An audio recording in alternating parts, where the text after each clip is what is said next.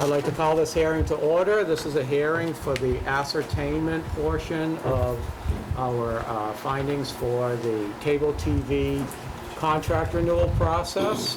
We have with us today Mr. Ben Perlman from Comcast, and we do have an agenda available up at the front desk if you wish. We're going to start with a brief presentation and then introduce Mr. Perlman. There'll be comments from our special counsel, and he should be here shortly. Comments from the public and Cable TV Advisory Board and the Comcast representative, and then closing comments. So I'd just like to start with a brief presentation and really just give you our vision of where Templeton Community TV or TCTV can go and how it can become a more vital resource for the community. So just an overview, the cable TV license, the current license expires in December. We've been ascertaining the town's needs. I've been speaking to several departments and organizations throughout town, and there seems to be a strong interest in furthering what TCTV can do. In 2005, when we did the first contract, there was a strong interest in having just a cable station. We didn't have that before. And now we have that. Now seems to be a strong interest in going further with that and offering more programming and more information on it. So I think there's some exciting things that we can do with this. The current funding level is at 2% of TV revenues that Comcast earns in Templeton. We can go up to 5% in a contract negotiation process. Right now we're bringing in about $45,000, $46,000 a year in that revenue. The station is run solely by the Cable TV Advisory Board. Right now there are only 3 members, and we have a part-time videographer who helps with some meetings. There's no full-time staff, and because of that, it's very limited resources. We have limited manpower. People have busy lives and busy jobs, and frankly, it's a little hard to keep a TV station running. So what's our vision? Well, we think we can be a much more effective informational resource and become an asset for the town. We can disseminate information about meetings, and televise the meetings as we've been doing, and really tell the story of Templeton and help bring the community together. I think as Bob may have said in a previous meeting, if people have information and the right information, they become better citizens.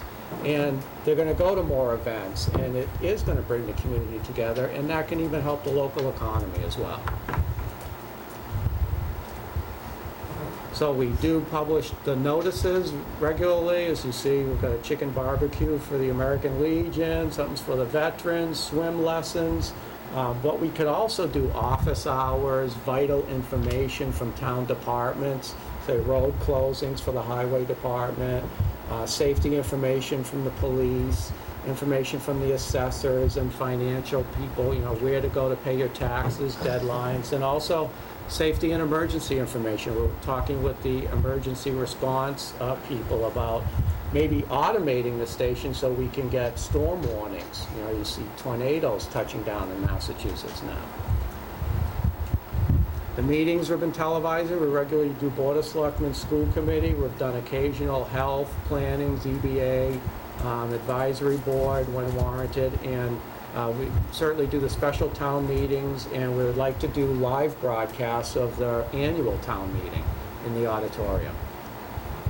So we'd like to do more of that, as well as more local programs on artisans and craftspeople and events and cultural happenings and concerts and open mic nights maybe. We've talked to the Cultural Council about that. And more shows for senior kids and parents, interviews with community leaders. We're talking with Bob about doing a show maybe situated right here where you interview department heads and other people in town.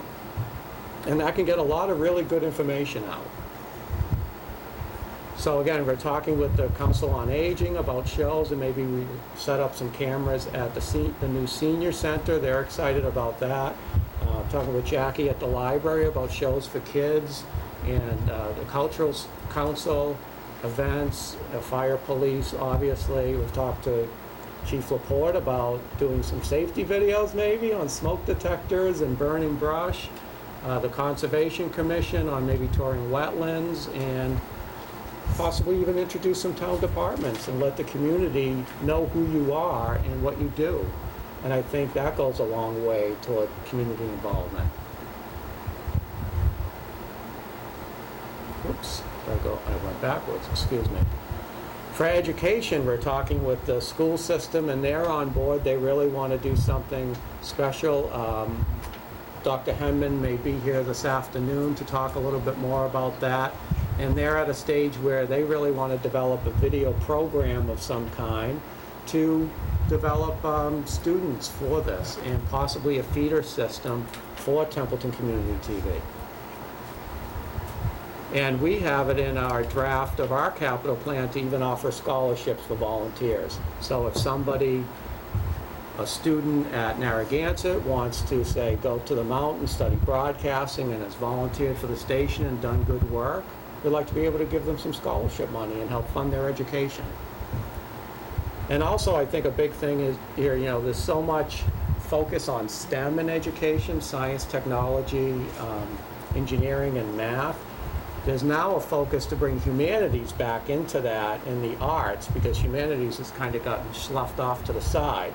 And this is a good way to do that, because making videos is an artistic, creative work, and you can also bring music into that. So you can really combine a lot of creative disciplines with the science and technology program that's already going on at Narragansett. But we do have needs, and to do all of this, you really need, I think, dedicated personnel to do this. And so we're looking at hiring a station manager. That would be likely a full-time position. If we do a nonprofit 501c3, as has been discussed with Select Board, you may need an executive director for that. And you may also need an education coordinator for Narragansett Regional. Right now, they do not have a video production teacher, and we're trying to help with that as well. We have many equipment upgrades. We're using 8-year-old equipment in the back of the room, and sometimes it operates a little funky, and sometimes it doesn't operate at all, but we get it working. And as you can see, the picture there is of our tiny control room in the station. You can see how claustrophobic it's become. We really need to spread out and have more room. You know, we have to keep a lot of those boxes if we send components back. And in fact, we just sent back our programming server that had to be repaired. And hopefully that'll be back this week and we can start running programs again. And the building we're in needs repairs very badly as well. So there are a lot of needs. Part of our capital plan is this room, and we can do a lot of things. We're getting an RFP out, and we've had companies come in and look at this space, and they're going to be delivering quotes on RFPs for robotic cameras, and we'll use that closet there as a control room and get the necessary equipment for that. And part of what we have to figure out is how to transmit the video from here to the station. Here's our station location right now in the food pantry building, the old light department barn in Baldwinville. It is in rough shape. So when the food pantry moves out to the senior center, if we take this over, we've got a leaky roof to deal with. As you see the picture on the left, serious water damage in the walls and the ceiling. We've got a crack in the floor in that bottom center picture that's actually become dangerous. People could trip over it. It's got a high reveal, and you know, I don't think you want to be building a new studio in a place where the slab may be sinking on one side, so we'd have to look at that. The top right picture is a picture of our rack. That's basically the whole station broadcasting unit right there on the workstation in our 8x12 foot room. As part of our capital plan, we'd like to address the auditorium. There's been a need, call for live broadcasting there, and we're looking into that as well as microphones. When we were at the special town meeting last week, 2 of the microphones weren't working. And I know from personal experience that recording in the auditorium can be a nightmare. Just plugging into the board and getting the noise levels right and not knowing which microphones are on which channels. It's a real challenge. We're talking about built-in cameras there as well, and the school would like to address lighting because they feel that the lighting is very, very bad to show events. So you see that picture, the stage lighting is okay, but as you move further back in the auditorium, it gets very dark and hard to see. And the Kiva studio as well needs to be addressed at the high school. They're using old equipment there. We just need to know what curriculum the school wants to follow to do that, and we're working with the school hard on that. So to conclude, I think Templeton Community TV can be a real asset for the community and put out a lot more information and communications through multimedia on Channel 8 and possibly streaming video. And we can really combine the disciplines of the public, educational, and government, which make up the PEG funding, PEG. So, thing is, to do all that, you need some staffing levels, and we have facility issues and equipment needs as well. So I think to do all this, you really need some more robust funding. But if we get that, we can bring a lot of energy, I think, to the TV station and to the town and make this informational resource really worthwhile and a vital asset. Thank you. So I'd like to now call on Mr. Perlman to introduce himself. How you doing? My name's Ben Perlman, Senior Manager of Government Affairs for Comcast. Handle this area, Route 2 and the 495 corridor, so we have about 37 towns. And I'm just happy to be in Templeton and listen to what everyone has to say about the S-Train needs. Not really my involvement in the process, but I'm happy to be here as part of the process. And look forward to negotiating and coming to a renewal. Thank you. Thank you for being here. Comments from our special cable counsel? Thank you, Steve. And this is Bill Solomon. Thank you, sir, for being late. I'd say I've met some of the department heads before, so thank you for coming. Only thing I would say is that the town has a chance once every 10 years to do a cable license renewal. And so this is the opportunity for the town to take what's been a good program that's been built through really the volunteer efforts of folks like Steve and others, and then the town folks and residents, and to make it something that grows and expands and is sustainable, even if the volunteer efforts of some particular people ebb and flow over the years. So the only thing I would say is thanks for coming, and remember that if someone says something that's similar to what you might say, this is the one time where, you know what, it helps to let Comcast and let the public know of your interest and your needs. Because Ben here may hear one person, everyone else might say, well, they don't want to repeat themselves, they're tired of people repeating themselves in meetings, and then Ben will think that only one person really feels that way and others don't. So please take advantage of your time and opportunity and discuss cable, the present and the future, and what it means to you and to the community. With that said, I'll turn it back to Steve.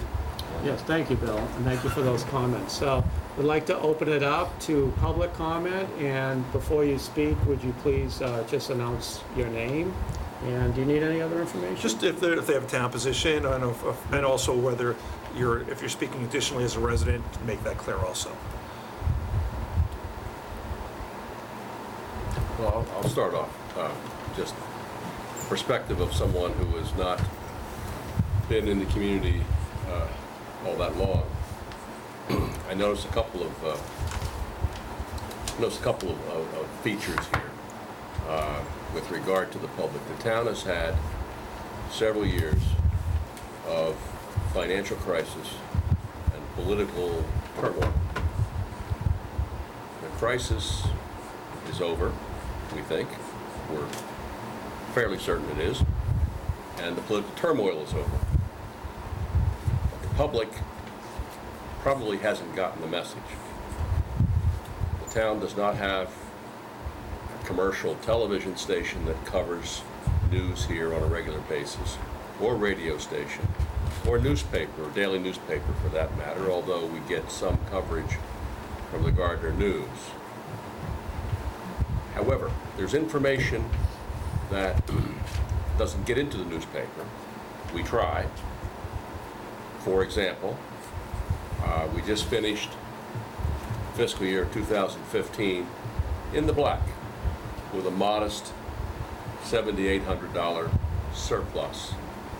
That's something that the public ought to know, but they don't know it, despite some efforts to get the Gardner News, with all due respect, to run a story about that.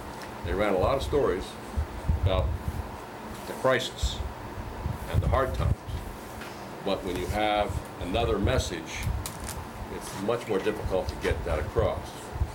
I think it's very important for the town to have a vigorous local public access system where we can convey a variety of information, including through the interview format, have discussions with department heads and others about what's going on in town and get that information to the public. I suppose I understand why the public remains suspicious of town hall and what goes on here.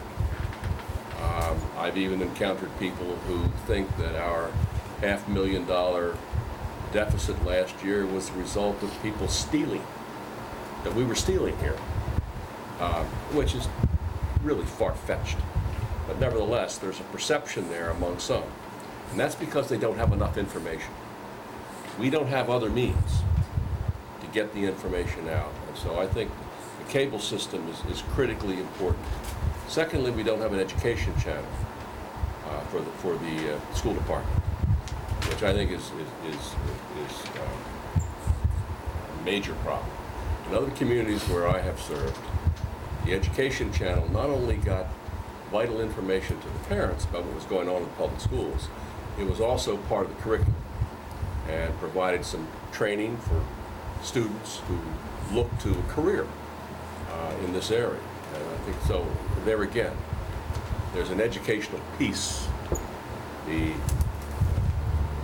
Dr. Heeman, the interim superintendent, just walked in the room, so I'm not going to talk a lot about education, nevertheless, but clearly there's a piece there that's missing. And I see at least an opportunity to redress that and to not only provide an enhanced educational experience for some students who are interested here, but also to convey information to the public and to parents in particular that isn't getting out there now.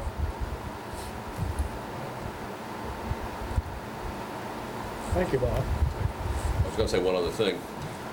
There's one way that a local public official who is on the cable system can tell whether a message is getting across to the public. Mm-hmm. When you walk around town, they look at you and recognize you. I came from Ipswich, where I couldn't walk downtown without somebody that I didn't know and had never met recognize. I walk around this town anonymously because, again, that cable pipeline just doesn't exist in most instances. So there again, I think there's a lack of information.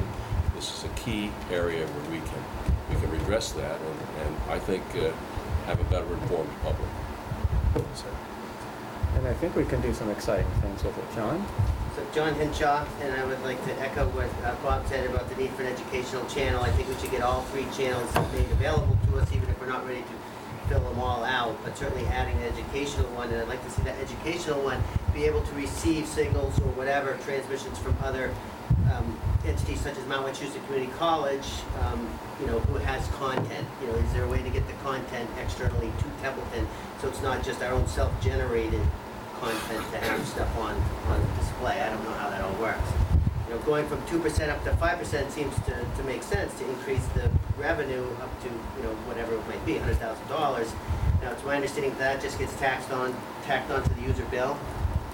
And is that strictly onto the cable portion, so it was a direct 5% of whatever you're paying for the TV? And what about the internet? This contract just covers TV, correct?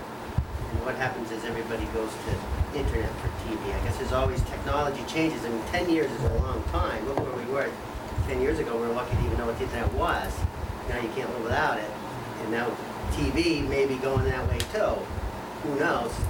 Okay. That's not what we're here to talk about. I just wanted to support the process and say, let's get what we can, because it's important to know, we have these fixed locations as well where we will broadcast from, But if we could have portable equipment available that will allow us to capture content from these fairs or at, remote venues that can then be uploaded, I think that would broaden the amount of stuff that we can see rather than, a couple of meetings that happen to be wired for it. So if we could somehow have, equipment that could be moved about, I think that would be good in addition to the fixed. Absolutely. And that's something that we want to do more of. Yes, sir. My name is Chuck Benson. I'm actually on the cable committee for Phillipston. We just completed our asset payment process 2 years ago and got our station up and revitalized it. I would also echo everything that has been said here so far. The reason I'm here is primarily to make it known that we are vitally interested and it's crucial to the community to keep Templeton's channel, Channel 8, on the Phillipston lineup, which we spent time negotiating with Comcast for them to change the network so that Phillipston residents could see Channel 8.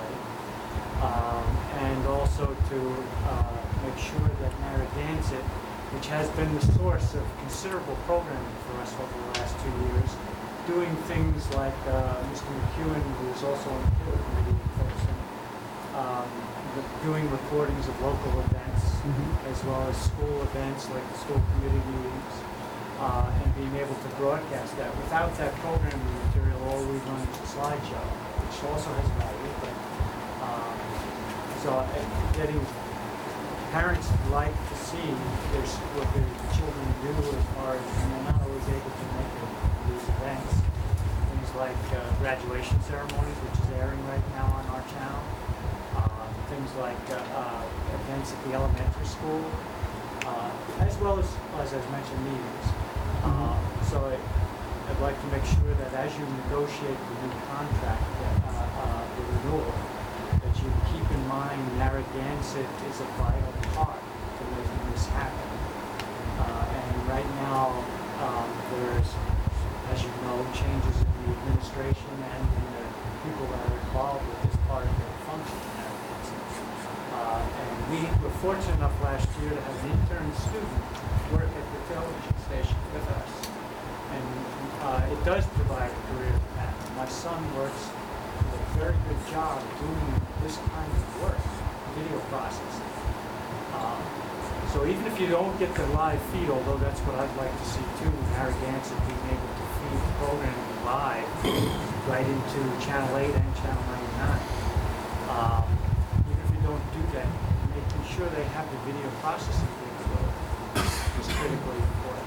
I mean, that's a good segue for Dr. Hammond. Thank you. Steve Hammond, I'm the interim superintendent. Many of you know I was superintendent from year 2000, 2008, retired, and back this now for a year. One of the things, Mr. President, we're going to be discussing at our school committee in depth tonight. We have a school committee meeting. But I'm here to say I'm supportive of we want the educational channel to be down.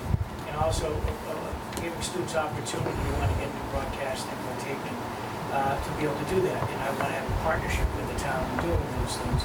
Also, the Kiva, we have looked at, Mr. Castle was out looking at the Kiva Connect, useful.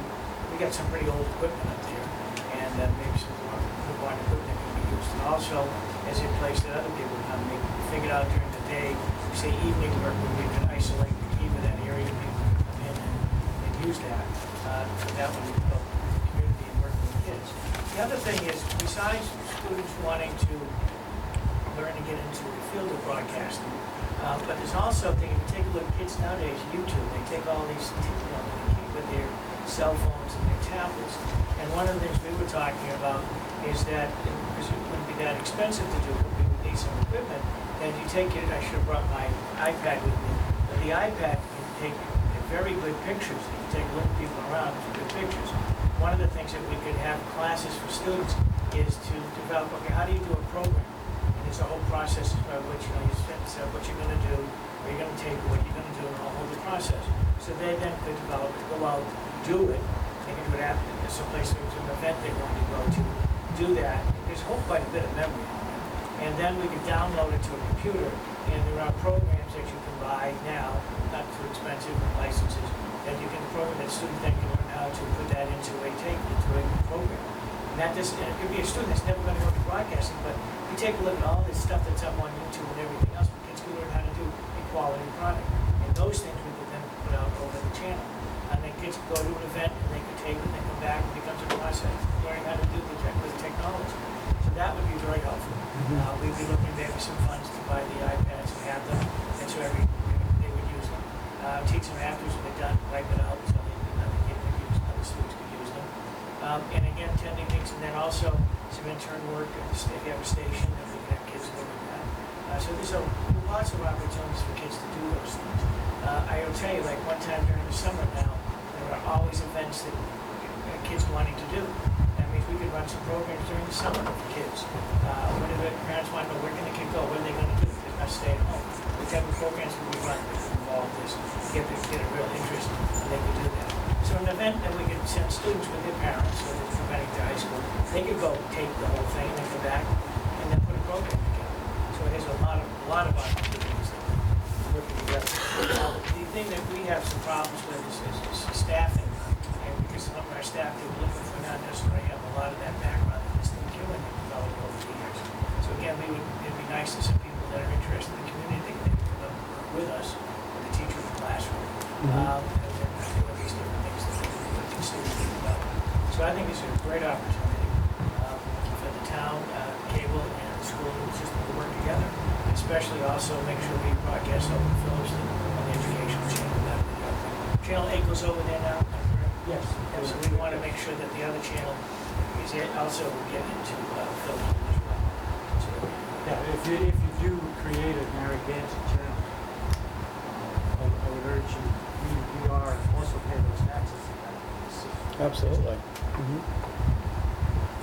So I think you have my support. I'm going to be talking to the school committee, and we're going to be talking about with them the future. This is a good year for us to do it and be in place, and then we'll see as we develop. So, It will be really interesting to see where you go with that curriculum, and I like the multimedia aspect of it, working into broadcasting and feeding that into Channel 8, because there's so many school events that they could easily take. You don't have to bring out a big tripod rig and a camera. You could, Well, we put it on broadcast the parades, and the programming was provided by Narragansett. certain things, certain equipment we would need depending on the plane, a little heavier, Absolutely. bigger than the pants. But you could have a lot of kids. I mean, I could picture we're trying to not get kids to work in groups together, because if you take a look at industry now, there are always collaborative groups. I visited my daughter at Nike Converse in Boston, in her office, and that must have been 5 or 6 places. They're all working as a group. So they work together. See, I could picture taking 4 or 5 kids go to an event that's going to take place, and they all take different pictures, and they get together and they put an hour program together. And that's just cooperative work. Yeah, and actually, we got a program from Narragansett that got a WBZ TV program. That's actually also aired Right. the students get. So it's a lot of, but we do need to get some equipment that we need to have. The other issues brought to my attention again is the auditorium that the town has at town meetings, the other group meetings, and the lighting is not the greatest in the world, as well as equipment that we have. That could be some money invested in there, and it could be used not only the town would use it, but also we could use it for something. We want to do that. So that's usually the auditorium. A great potential that you could do. That's earmarked in our capital plan, and you may have came in after I talked a little bit about that, but we're looking first to do a live feed there, and then the microphones, as we found out last week at the special town meeting, a couple didn't work, and we want to get that system, and then maybe put in built-in cameras as well for maybe an advanced course in the school, and then you can use it for the shows, the concerts, whatever else goes on in there. I mean, there's a whole lot of community use that could be a good investment to put into. So, I mean, those are the things that we think that could be well worth it. And I'm really very eager to see that happen. I know Steve and I worked beforehand doing some stuff when I was previously here, so very much I think it's not very much a concern. I want to work together, we're going to do together, and the money that we get, how do we We're happy to work with you. Alicia? My name is Alicia O'Malley. I work out of the Board of Selectmen's office handling the town's human resource needs. I'd like to say professionally, I see this as a great asset for advertising. I can get things out there in the town when there are job position openings. We have volunteers that are needed to do different things that we have going on in town, such as our swimming lessons and things like that. I also see it as a great way to promote the health and wellness awareness that we have going on in town that I'm trying to promote. I also see being a resident and a parent, I love the educational aspect of it.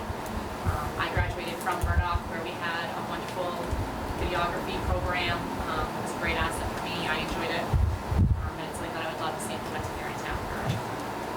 Thank you. Anybody else?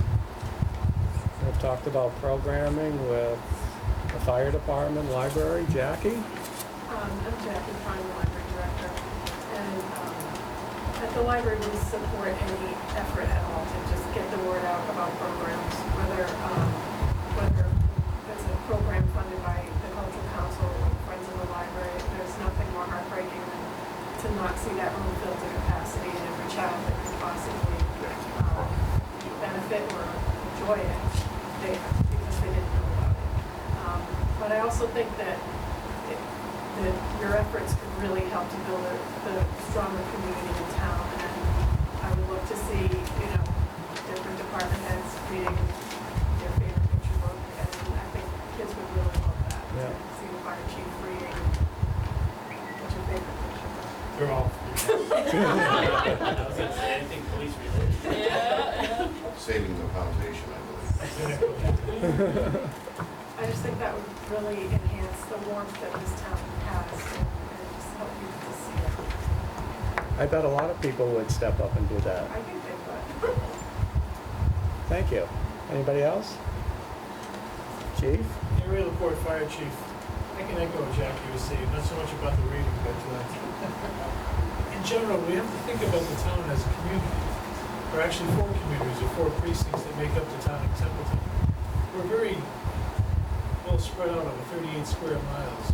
Our rural character doesn't really give us the central hub of the city, so to speak, that you may be used to seeing in a larger community. But here, we've got a lot of different diverse population that come together to want to know what's going on. And when they come together, they gather at the common because they heard about it on the cable TV. We do a lot of outside programming where we teach cardiopulmonary resuscitation. My personal feeling is if we can save one life just because somebody knew about it from cable, then it's all worth it. We've got a bunch of people that come together to volunteer for cleanups and other things that are done because they heard about them on cable. I think that Templeton has a long history of working with Comcast, and it's been a very good synergistic relationship that we need to foster and enhance as we go forward. We certainly have enjoyed working with you, and we hope that the future yields something good for us too. So thank you very much for coming today. Appreciate it. Very well put. Thank you, Chief. Anybody else? I John? just have a question. Are we allowed under public access to charge for ads? That's a good question. Hi, John. You can have sponsorships like PBS has, so there can be sponsors and similar to the restrictions on information in that context. But other than that, you can't have advertising on PEG access channels. So like a little placard at the bottom, sponsored by. Sponsored by, or- yep, that's fine, yeah, and very Is that common. something that's negotiated, or is that automatic? No, that's something that that's allowed under almost any license, and that the town, or if it's a nonprofit access corporation that develops, can do. The town has to be more circumscribed than the access corp, but it seems to me that the sponsorships would still be allowed. You have to think about the consequences of on the town side of allowing a sponsorship and then judging who can and can't sponsor. You'd have to think about that carefully. But certainly if it develops to a nonprofit corporation, that's very, very common and would only be up to the access corp and the sponsor as long as it didn't violate either the license, which it shouldn't, or the federal law. Is there any other similar revenue stream opportunities that other communities have that we should be aware of? Yeah, good question. with the changing nature of video, as you mentioned, it's more important than ever to try to diversify sources of revenue. That said, it's always difficult. There are a lot of nonprofits out there looking for revenues. An access program, particularly if it's run through a nonprofit, but even with the town, certainly has opportunities to get its message out and to seek other funding and have some success. So there are, across the country, there are some access corps that have tremendous success. I think it's a little less common here, but it's not uncommon to get a certain percentage, a small percentage, but a certain percentage of funds through grants and contributions. Actually, some more equipment was contributed to us by the state. What's that? I'm sorry. Some of the equipment that we have in our station is contributed to us by the school, and that is old equipment. But also, we have also done the program in Narragansett did. We were typically, some mention of the people that were involved, and like if there's a red apple. Could you just keep your voice up? I'm not hearing you. There were we have had some sponsorship, and it's nothing more than the company name or something at the end of the program. Anybody else? Julie? Julie Farrell, Templeton. Here as a citizen, I wanted to thank Steve for being on this commission for a very long time. And it's finally, I think, growing and getting the traction that it needs. I believe the educational channel is essential to build a community like we need. It's also a good food program. I don't know if this gentleman is filming, but He is a volunteer that I took out of my house today. That's my son, Corey. Sean was not available this afternoon. He's doing a good job. yeah, it's that kind of thing. Yeah. Templeton has always valued its volunteerism, but there comes a time when you need to step it up. Not that long ago, the rescue squad was volunteer, and no one got paid. And times have changed, and that was an evolution that needed to happen and did happen. And I believe the same thing is pertinent to cable television as well, the local access channel. I think, the community, we have done other events like the 250th parade, and that took a long time to stage and set up, and it took a long time to edit as well. But it's those types of community events that I think, we need to get the word out. We need to get the word out to both Templeton and Boston, because there is that bonding. And I would love to do more of those events. Anybody else? Sir? Yes, my name is Bob Arsenault. I'm a viewer. I'm perhaps the only viewer that's going to speak today. Well, welcome. Thank you for being here. It's going to take an awful lot of money to do the kind of things that you had up on the screen. I don't know how you're going to do it. You still haven't negotiated to go to 5%. Another 5% will probably give you around 100,000. And still, that's not enough money to do what you want to do. I would wonder where other resources would be available. For example, would you expect something from the school department towards what you do? I like the idea of going for a non-profit 3C. That sounds like an excellent idea. You haven't mentioned anything about training the community. This is community television. Community means community. It doesn't mean school department, a certain group of people. It means community. I would like to see an effort, some type of an effort made to train community people. Who can do that? I don't know. I think if you're going to hire someone to be your director, you should have experience in how to train the community. You say, well, who wants to get involved? Well, I think you have resources in the community that would do that. If anything you can point to outside of the political realm in Templeton is we do have dedicated volunteers in this community. You see them all over the place. So, as far as my final statement would be, go with it. I think it's something that's been a long time coming. Great. And if I can just respond to you right now, I mean, you said, how are we gonna do all these things? It is gonna take a lot of volunteers and people being trained and people willing to be trained in it. Corey received about 10 minutes of training before this meeting and is doing pretty well. So, and we would welcome, you asked about what we would want from the school. We would want a feeder program of some sort. And, we really hope that they can produce a vibrant program. We've used a couple interns from the school so far. They've been very good workers, and we've really appreciated their help. And it'd be nice to get more and more of that. So yes, to do all of those things, we are going to need a community to do them. But this is also the vision that's being laid out. And you also asked about, or inferred about, other modes of funding, which I think had been discussed before with sponsorship too.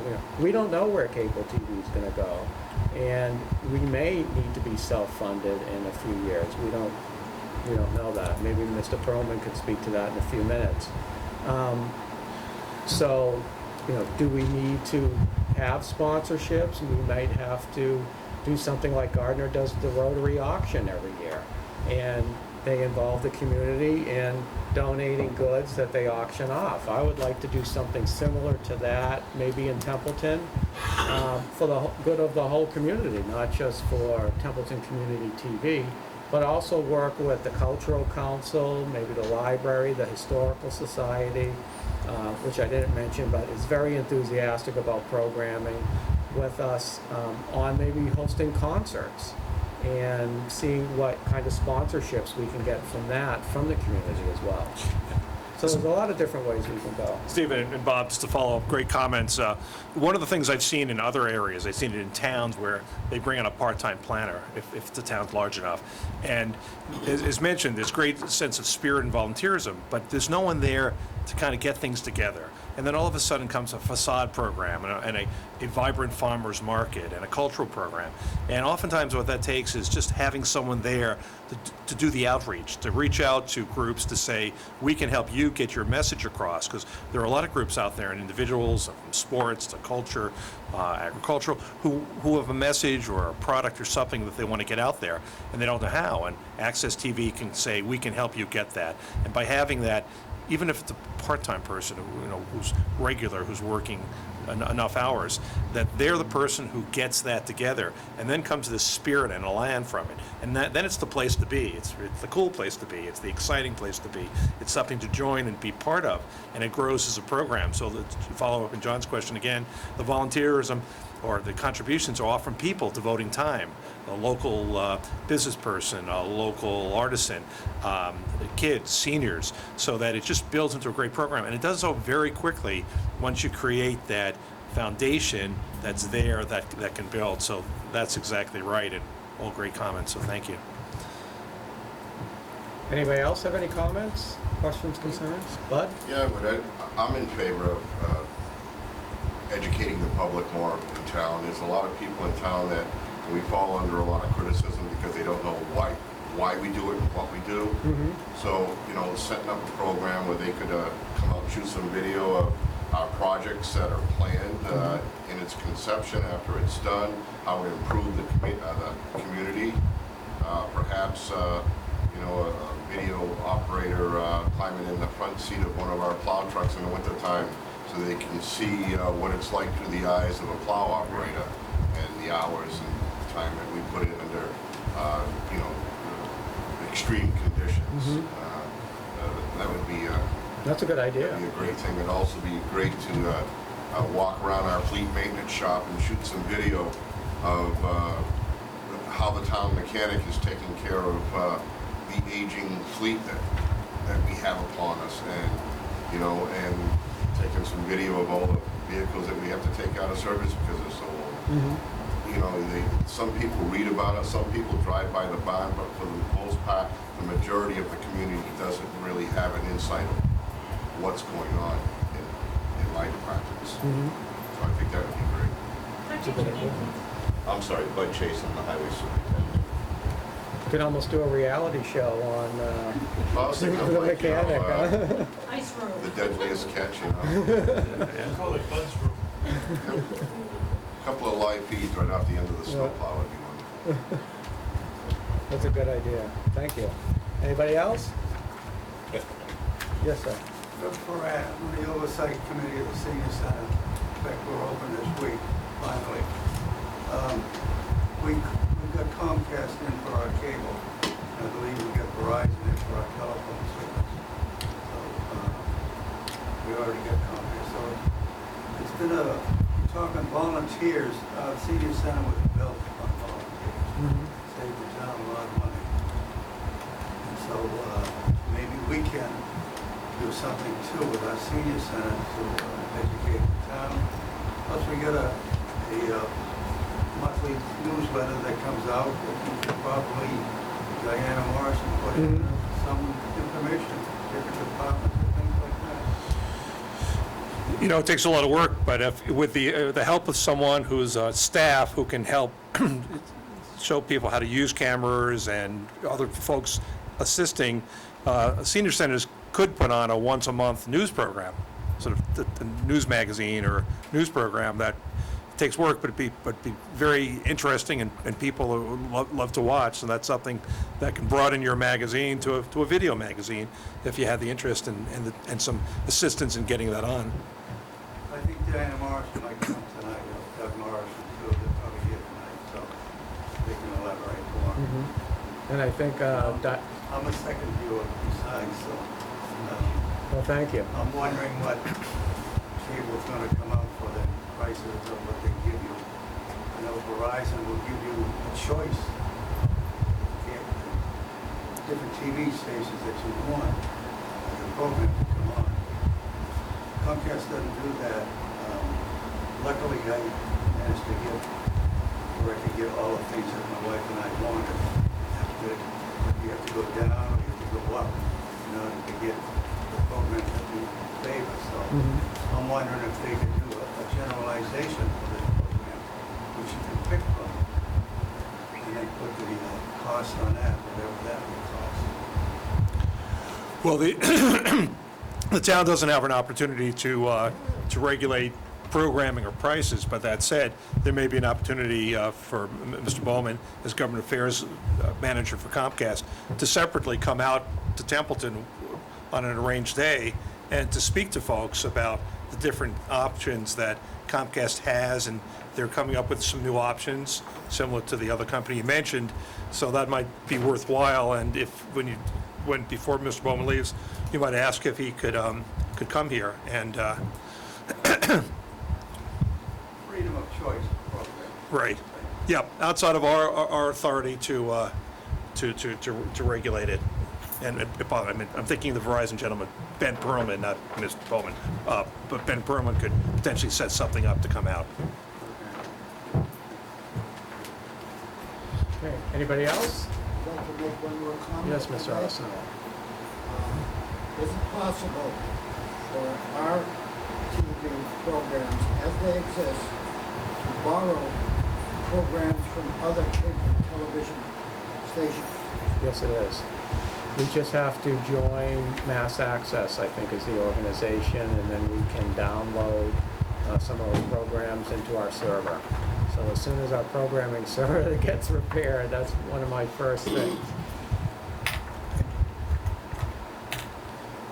Thank you for your comment. Anybody else? And so I've commented as we've gone along, but I appreciate everyone's input, and Steve, we certainly want to work with the schools and great ideas about the third educational channel and possible sponsorship, and Mr. Colvinson for being here from Phillipson and sharing his viewpoint. Bud has great ideas on programming at the Highway Barn and maybe a reality TV show. And the chief and Jackie as well have great ideas. I know I've talked with Brian at the police department about internet access and so forth, but we may also be able to do some programming on safety issues as well with you and the chief. So I think there are a lot of good things that we can come out of this, and yes, to Mr. Arsenault's point, it's going to take a team of people. And hopefully we can wrangle enough to do it and make a much better asset for the community and get the information out and bring the community together. So thank you all for your comments. And Mr. Broman? I appreciate the time and everyone's input now and this evening, so. Steve might mention there's another hearing this evening. Folks Yes. know other folks who want to attend. There's a hearing also at 6:30, and anyone is invited back if you'd like to come back. And, you know, that's obviously open for the public who's working during the day as well. So, and that's going to be, I believe, during a Board of Selectmen's meeting. So, any other comments, questions? If not, I will adjourn the hearing. Thank you very much. Yes. Good, thanks, how are you? Nice to meet you. Good to meet you.